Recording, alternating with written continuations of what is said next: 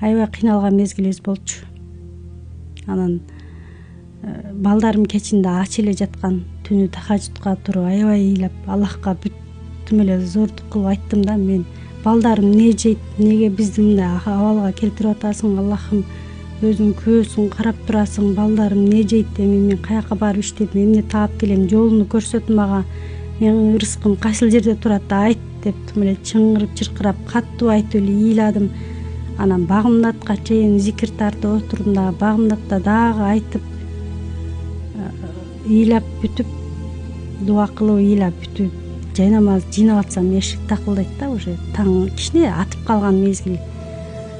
Эшикти ачсам, эми башкаларга жомок сыяктуу болушу мүмкүн, мага чында апапак кийинген жаш бала турат. Башында селдеси бар, алда аппак, бутунун учуна чейин ак кийинген. Ассаламу алейкум, келиңиз десем, бул үйдө эркек киши барбы дейт. Жок десем, анда эже биз 40 күндүк дааваттан кайтканбыз. Продукталарыбызды сиздерге таштап кетсек болобу дейт да. Сүйүнүп кетип эле болот деп эшикти ачтым. Экөө тең окшош кийинген балдар да, аппак кийинген балдар. Продукталарды алып келип атат. Макарондун эле 10 түрү, бир мешок ун.